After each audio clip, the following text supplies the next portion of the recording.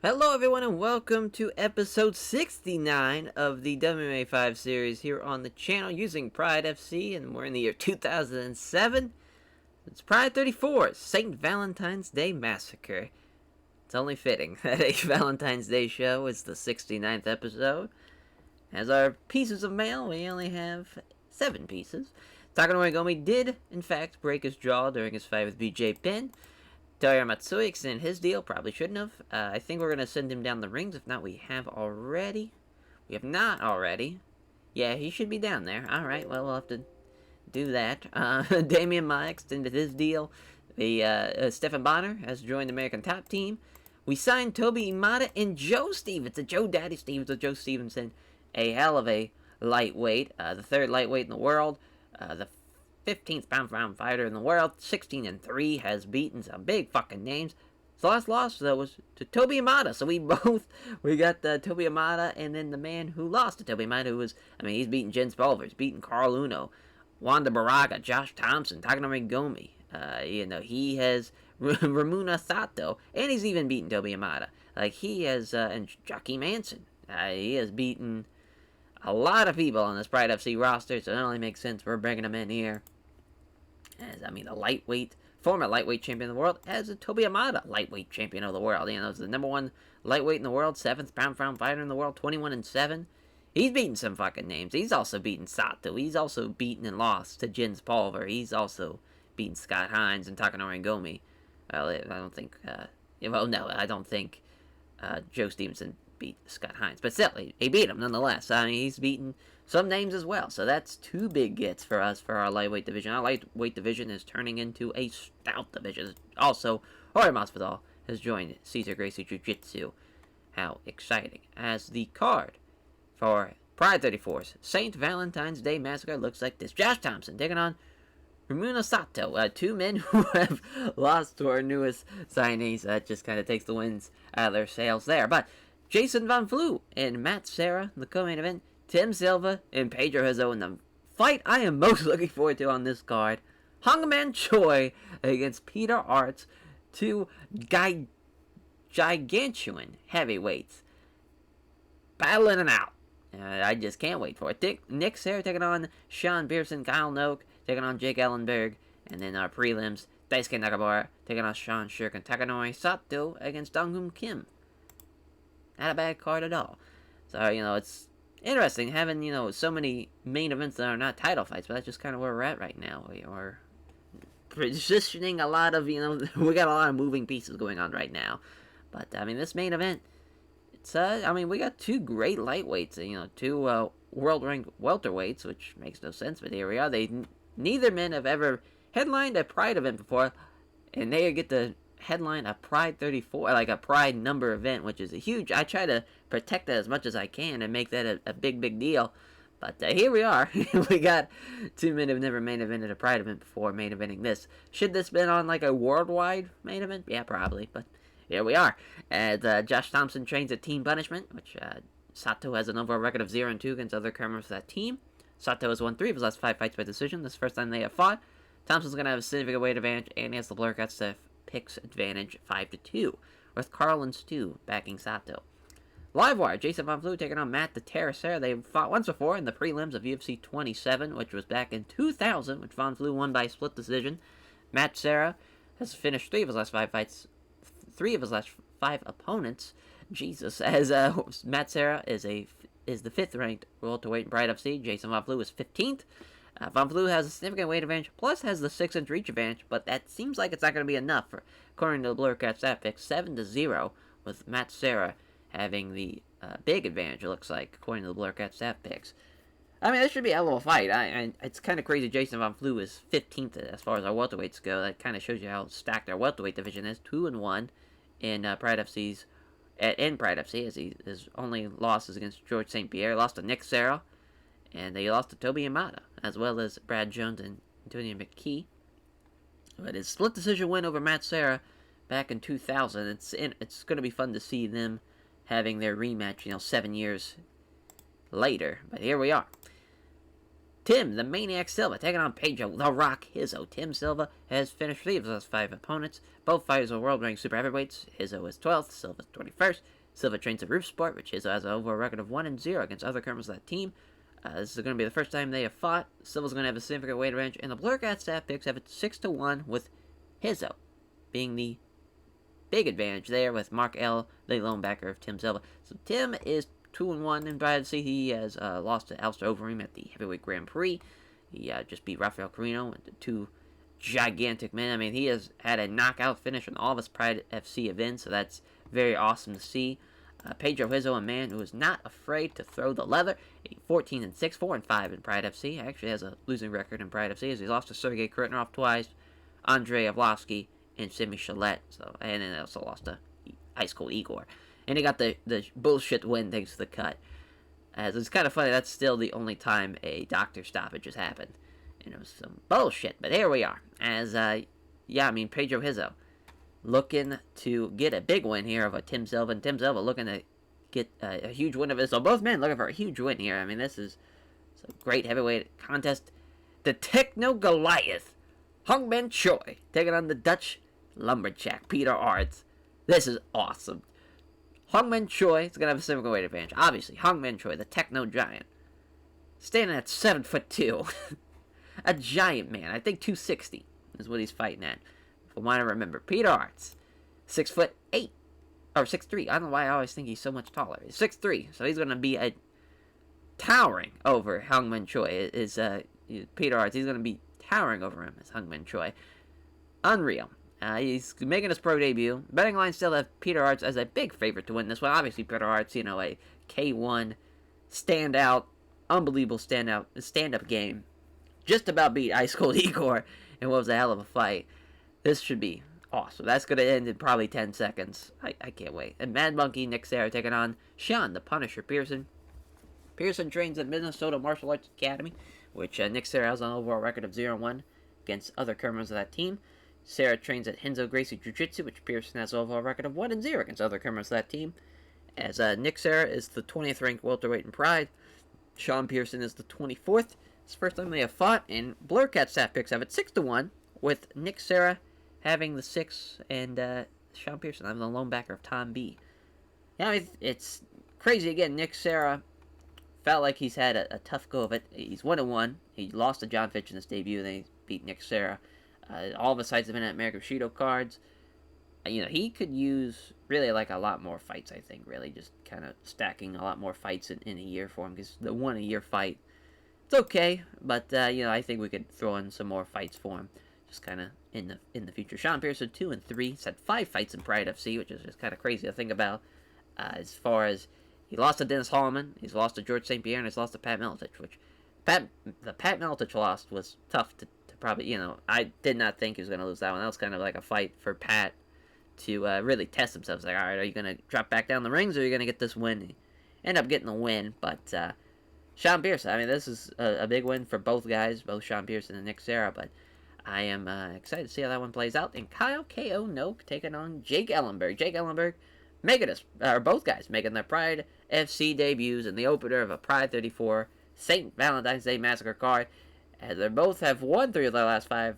Both have beaten 3 of their last 5 opponents. Just Ellenberg has finished them, while Kyle Noke has submitted them. As Noke is the 7th ranked welterweight in Pride. Ellenberg is 13th. Just kind of crazy thinking about they're making their debuts, and they're both in the top 15 of the Pride FC welterweight division. First time they have fought. Kyle's going to have a 5-inch reach advantage, and it's very, very close in the Blurcat staff picks. 4-3 with Noke having the slight advantage. I'm sure that's because of the 5-inch reach advantage. As Kyle Noke is coming in at 9-3.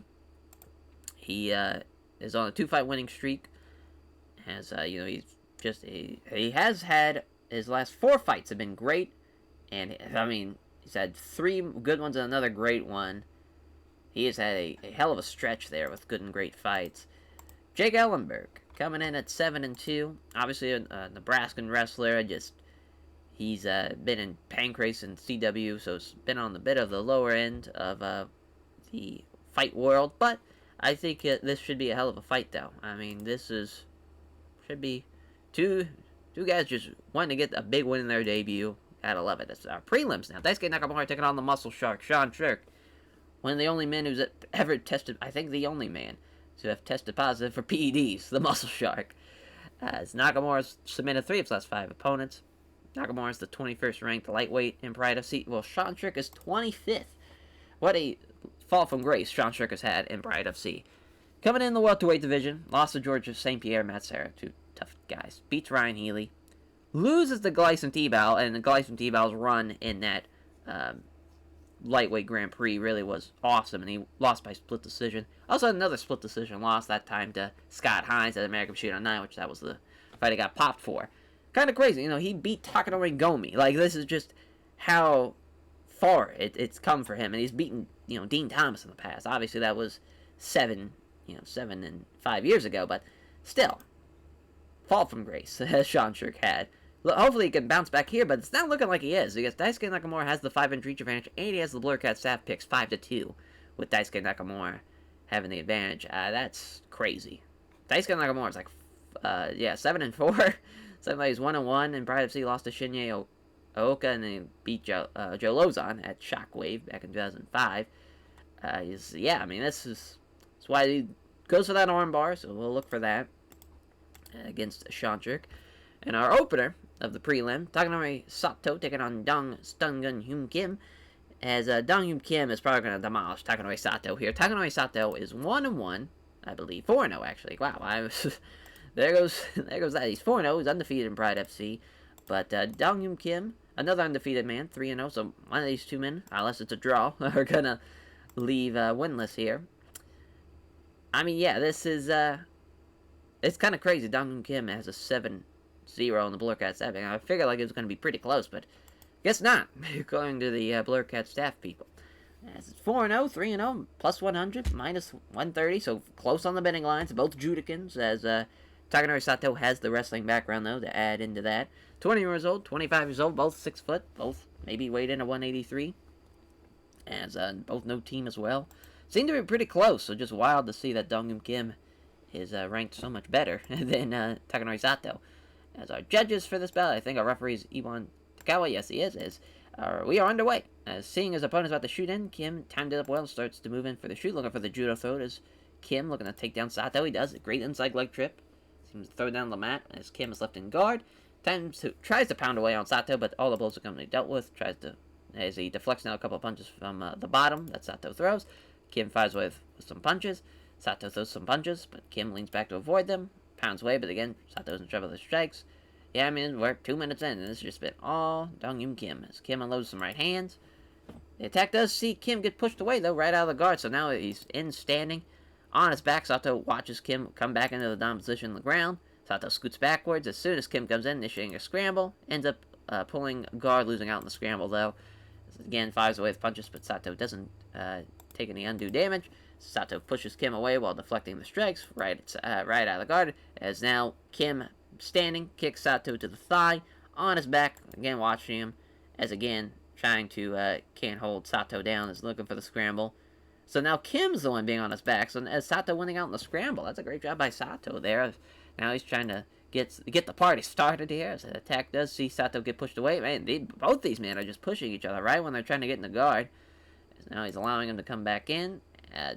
Kim steps in and works his way into down position to clinch. Kim now looking to use his wrestling to push Sato against the ropes. He does so.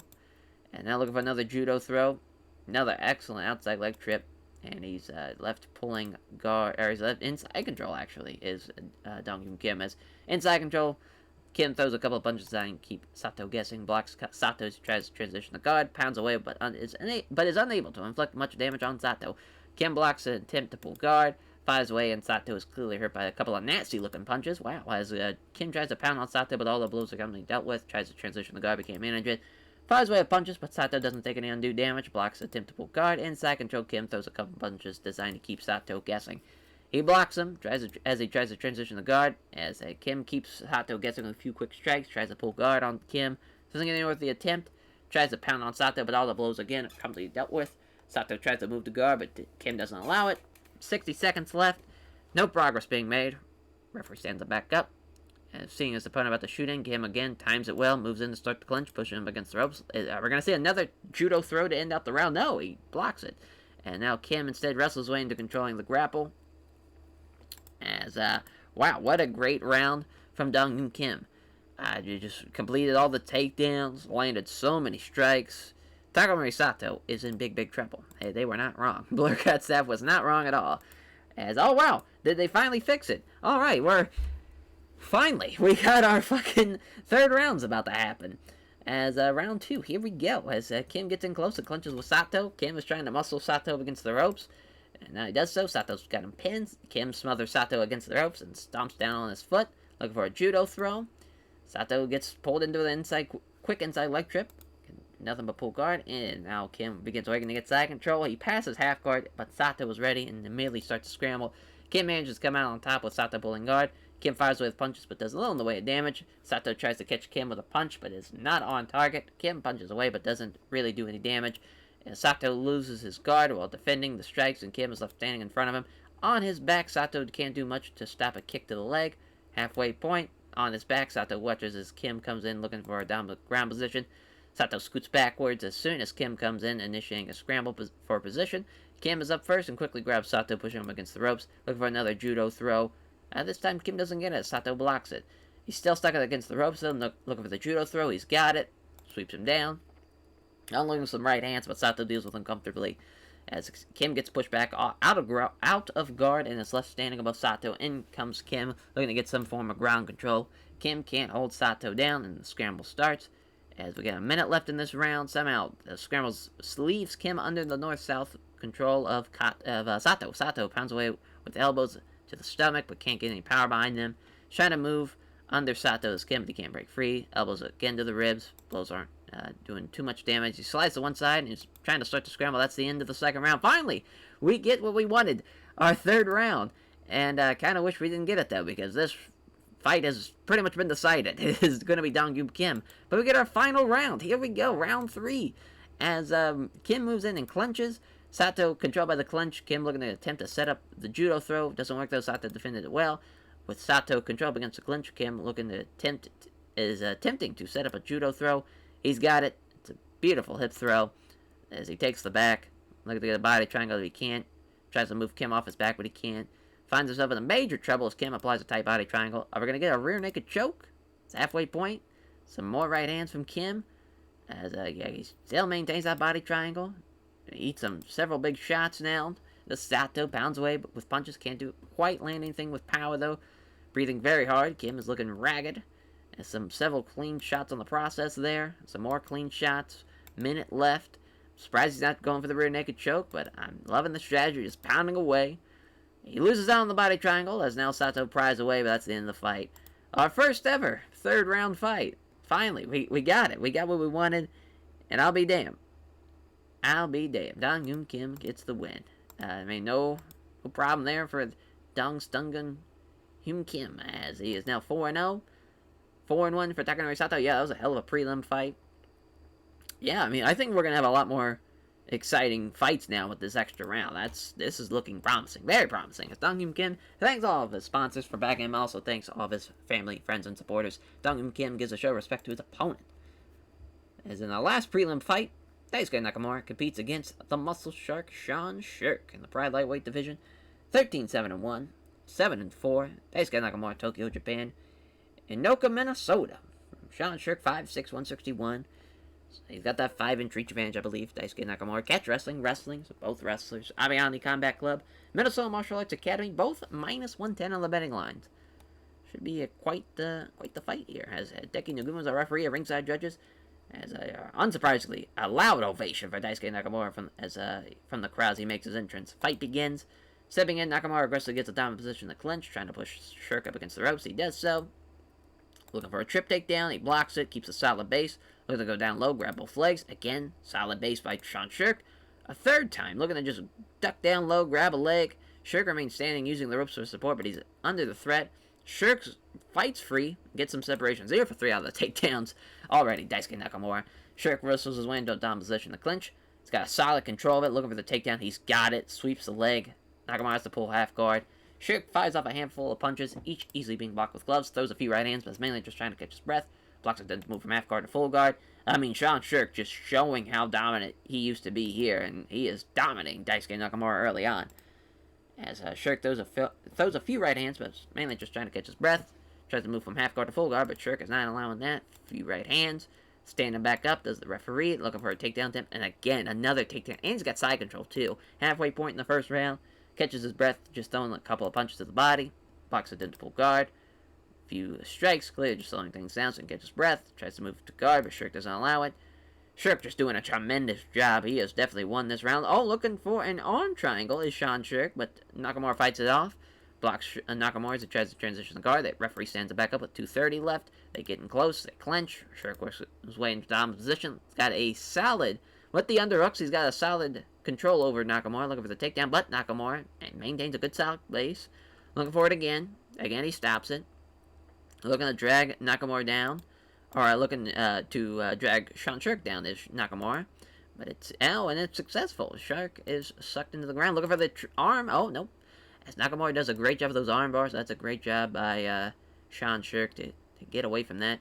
The clock runs down as Nakamura is being smothered against the ground by Shawn Scherk to end out that round.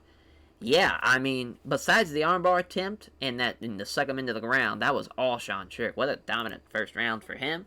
See if he can keep it up, though, as now he's got... Whoa. What the hell? That's... What in the Sam hell? Why is it... Why was that fight 3 rounds, but this is still... Alright.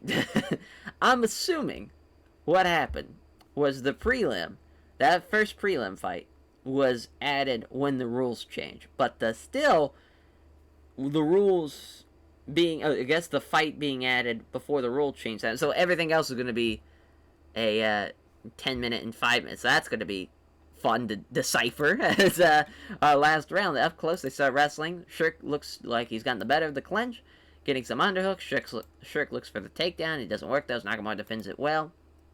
Scherk is trying to muscle Nakamura against the ropes. He can't do it, though. Nakamura defends it well. Scherk is looking to muscle Nakamura back up against the ropes. He finds himself being out-wrestled. He grabs an arm and tries to pull him down. As Scherk can't prevent it, though. He gets sucked in, looking for the armbar. Oh, and it's a straight armbar is applied. Scherk has to tap out before his arm is hyper-extended. I'll be damned. Daisuke Nakamura gets the win by armbar, so we didn't even get to see what happens. Thank God that ended before a third round. I'd have been pissed. Wow, what a win for Daisuke Nakamura. Poor Shawn Scherk. Can't buy a win. As 8-4, Daisuke Nakamura. 13-8, 1 no contest for Shawn Scherk. Giving thanks to Daisuke Nakamura. Praises his team at Abiani Combat Club, his various sponsors and all this. The fans who came out to support him. He asked who he wanted to fight next, and he says that he'll fight whoever they put in front of him. I think Smack Danzig would be a particularly good one. As our first main fight, Kyle KO Noke taking on Jakeellenberg. 9-3, 7-2, ex-martial arts, wrestling, no team, Gracie Jiu-Jitsu Academy, both in the minuses, minus 130, minus 140, Omaha, Nebraska, Queensland, Australia, 6'1", 183, 5'9", 183. This should be pretty fucking good. I am expecting a lot of big things here. Mario Seki's our referee, ringside judges. We are underway. They touch gloves. Ellenberg can't it. They set up a left jab, but there's a nice straight right hand. He moves in closer, ready to attack. Noke appeared to be going for the takedown, but Ellenberg took the initiative first. There's a punch, but Noke was equal to it. Noke, wanting to grapple, comes forward, appears to be willing to risk a few shots to get in close. There's a quick punch, but doesn't hit, though, from Ellenberg. Kyle is able to grab him. There's a big knee strike to the body from Kyle, as now he's using his wrestling skills. Noke is trying to push Ellenberg up against the ropes. He does so, now Ellenberg's pinned. Tries for a foot stomp, but Ellenberg seizes that chance to create some space, break free. Ellenberg throws a quick punch, but doesn't hit it. As Noke gets a hold of Ellenberg, not having taken even one shot while coming in. Defends himself on an attempted knee, looking to scoop his opponent up for a slam. He blocks it, and he's able to pull away from him. Connects with the jab, but Noke evades the big punch. Noke lands the left hand. Ellenberg can't hit the left, set up a left jab, then scores the right cross that lands hard. Ellenberg confidently comes in closer. Noke backing off, hits 2 weak left hands. Ellenberg fails to find a home on his jab, but then hits Noke with a beautiful straight right. Moving forward constantly, Ellenberg is pressuring Noke. Noke hits 2 counter left hands. Ellenberg throws 2 quick punches, but doesn't hit either of them. Taking a few gulps of breath, Ellenberg is giving a first hand. They're starting to tire a touch. The 2 fighters come together and strike, but it's really tentative if it comes together. As they stand and trade, but all the shots are either off target or safely dealt with. And now, to the second half of this first round, Ellenberg fails to find home his jab, and he scores the right cross that lands hard. There's a punch, but Noke avoids it. Noke gets a hold of Ellenberg, not having to take even one shot while coming in. Ellenberg out-wrestles him, though, and takes control of the grapple, looking for the trip takedown. Unsuccessful. Noke maintaining a good, solid base, looking for it again. He's got it this time. He pulls Noke in the guard. Noke pulls guard, rather. Jesus, as Ellenberg throws a few strikes with their out venom. Noke trying to sweep for the bottom. Sweep is partially successful, at least in unbalancing Ellenberg, and suddenly there's a wild scramble for positioning as both fighters look to have an advantage. Noke brilliantly manages to take his opponent's back. What a great job. And now he's got the body triangle. Look for the rear naked choke. And he's got it. Ellenberg gets flattened out, but the rear naked choke he has to tap. What a win for Kyle Noke. What a fucking sequence. Looking for the sweep. Ellenberg gets off balance, takes his back, and then gets the rear naked choke. What a great job by Kyle Noke there. 10-3 is Kyle Noke. 7-3 is Jake Ellenberg. What a fight. A hell of an opening contest there. What a finishing sequence. Kyle Noke thanks all of his sponsors and all of his fans. He celebrates his Pride debut victory and says that he's already looking forward to the next fight.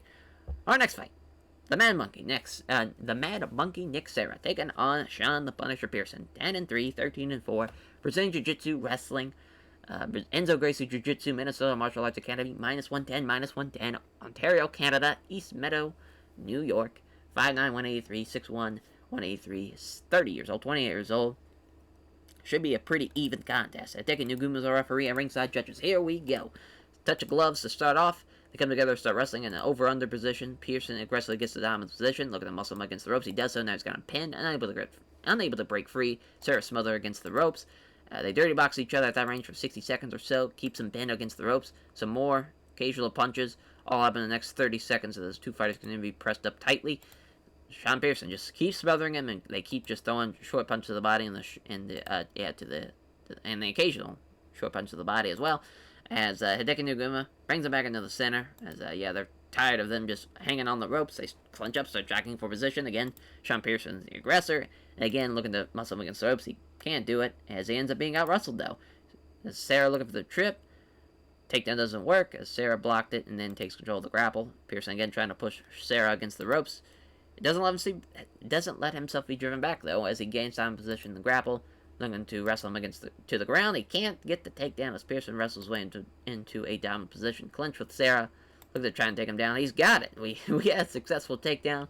Now he's on a turtled up Nick Serra. There's some big right hands, but Serra's able to deal with most of them. Halfway point in this first round. Pearson now pounds away.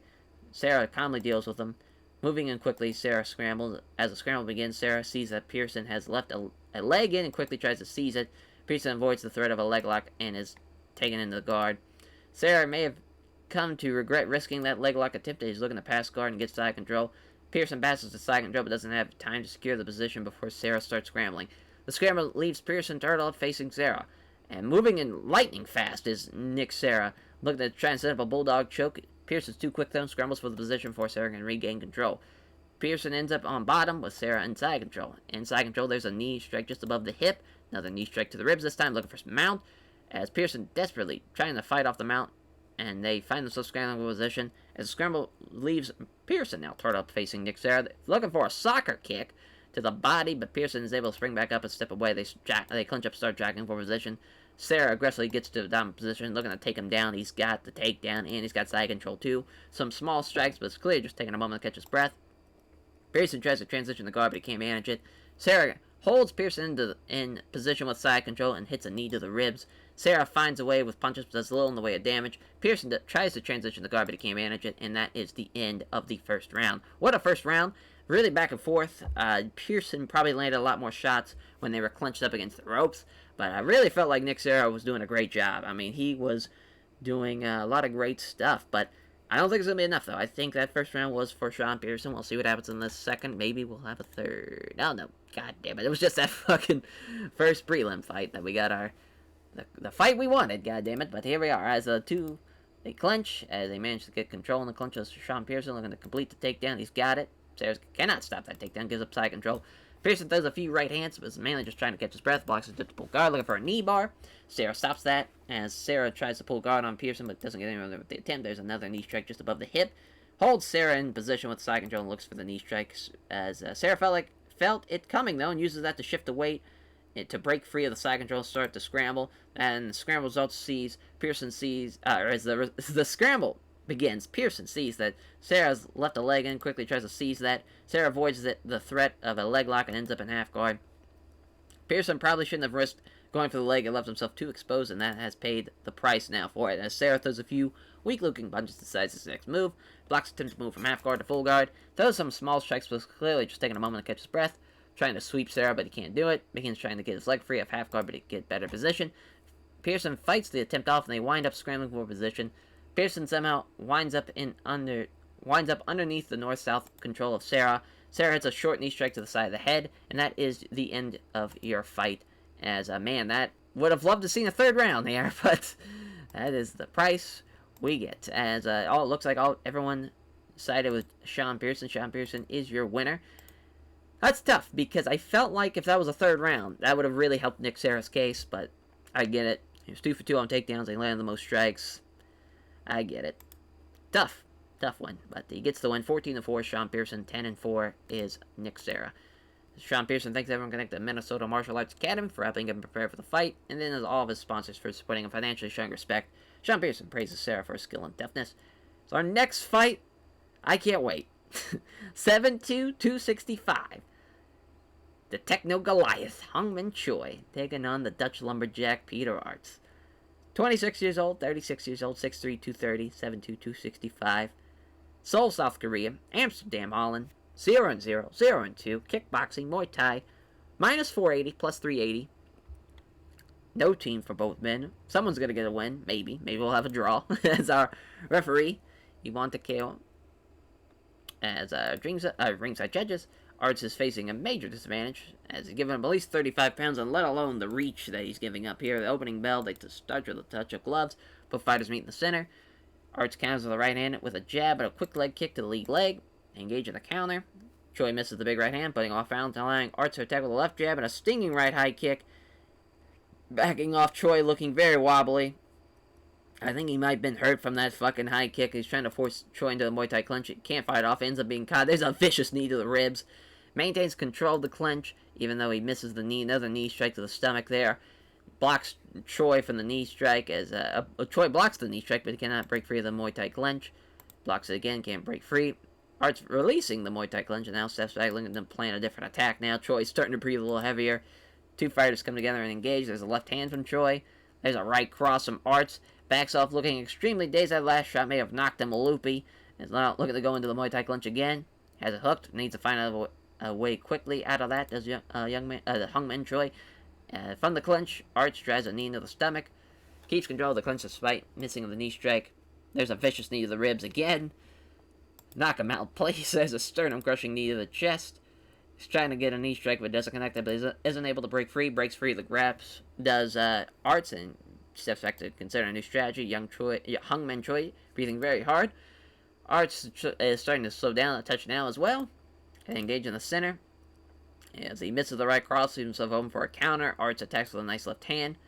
Hangman Choi, who looks very tired. Oh, I keep on wanting to say Youngman Choi, but Hangman Choi looks very tired. Gets grabbed by Arts, looking for the trip takedown on Hangman Choi, but Arts stops the takedown attempt and using his wrestling to take control of the grapple. As Choi is looking like he's on the verge of exhaustion. There's a couple of nice short punches by Arts, using some dirty boxing to inflict some damage. Some more dirty boxing. Looking to get a Muay Thai clinch. He's got it. There's another knee to the chest, as he's unable to connect with the knee strike, but is unable to break free. As Hangman Choi looking to drive another knee to the chest. He does. Misses the knee strike. Still maintains the clinch. Minute left. Another massive knee strike to the chest. Finally breaks free of the Muay Thai clinch. He's looking totally gassed. He's virtually moving in slow motion at this point, as Hangman Choi. A few deep breaths portray that Peter Arts now starting to get into the deeper reaches of his gassing. They engage in the center. Arts slips past a right hook attempt and attacks with a quick left hook. And there is a small gash now underneath the eye of Choi, as the two fighters looking shattered just clinch up to end out the round. Oh no, Hangman Choi looking to get a leg sweep. Stops it, and he also takes control. And now looking to muscle up against the ropes. He does so. And there's not much left in the tank for Peter Arts either. Well, was hoping for a knockout. We didn't get it. So now these two are just going to be tirely fighting for the next round, the next and final round. There's a black bruise on the side as evidence that the shots that Choi has taken up tonight have been doing damage. Final round, they engage.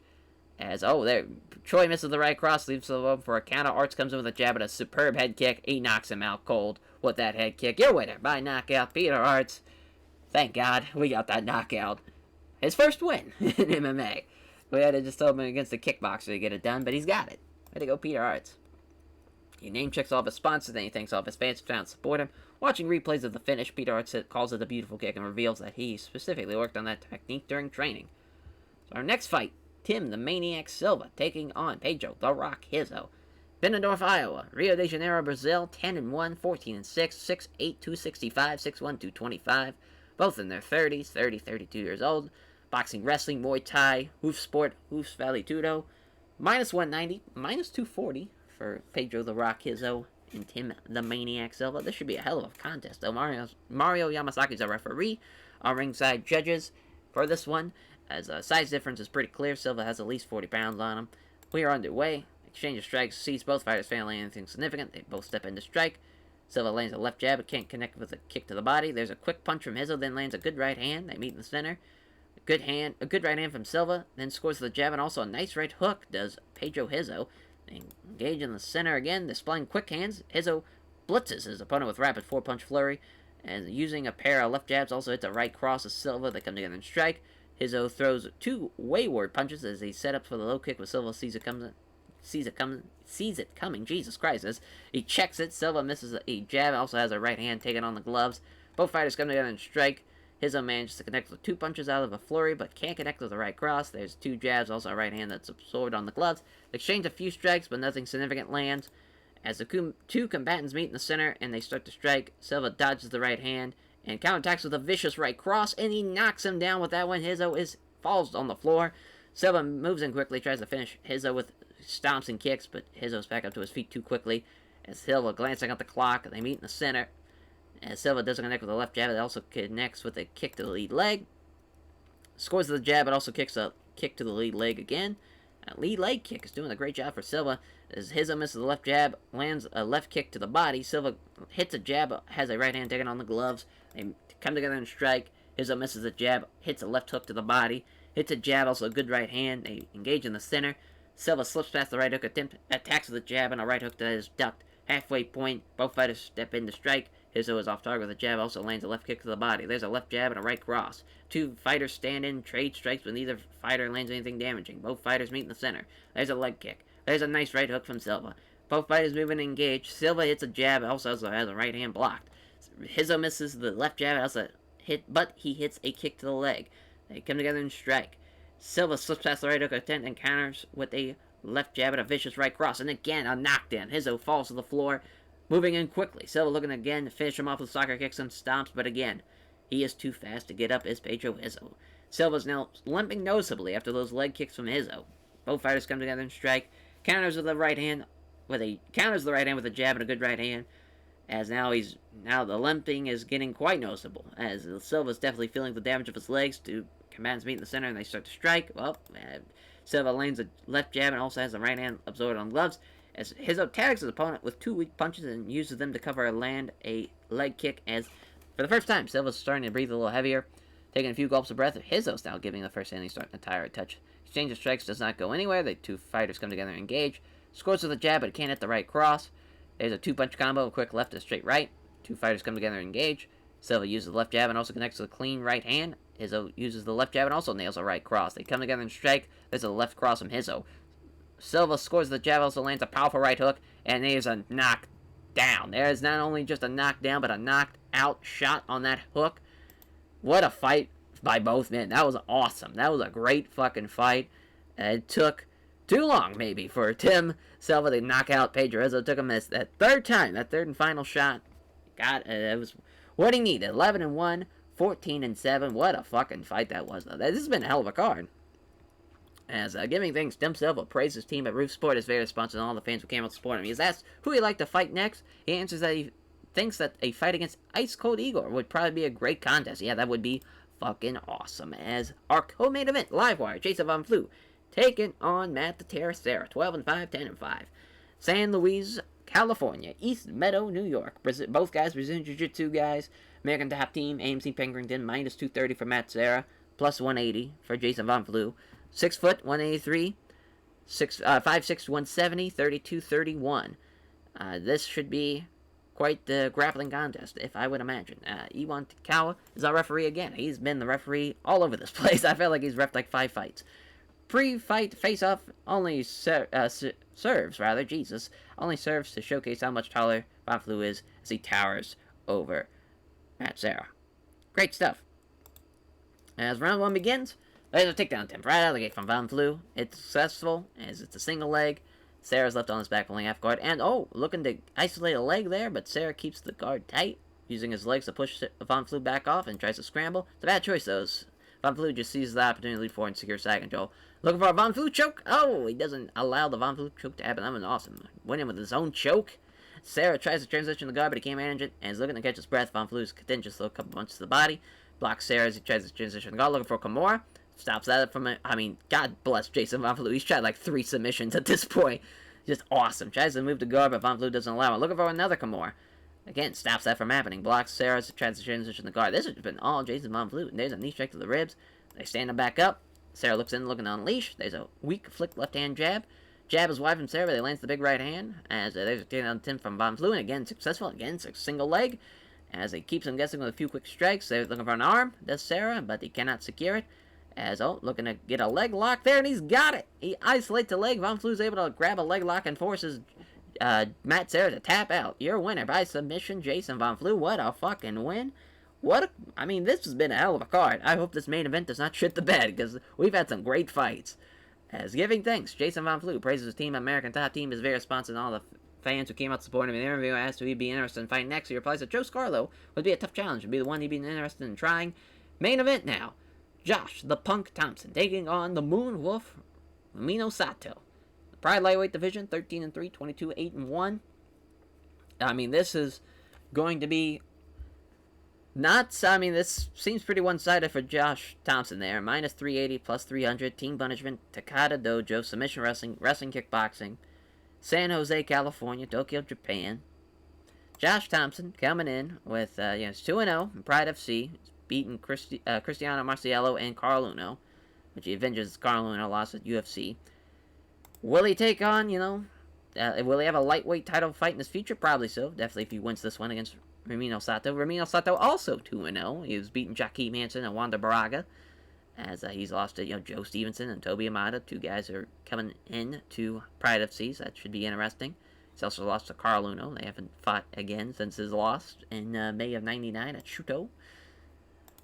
Should be interesting. Should be, this is a big-time fight for both men. You got a future title shot on the line here with this main event. Referring this bout will be Hideki Nagumo. As the ringside judges, Thompson may have weighed in the same as Sato yesterday, but clearly has a significant weight advantage now. As unsurprisingly, Sato gets a loud ovation from the crowd as he makes his entrance. Opening bell, they punch up, start jockeying for position.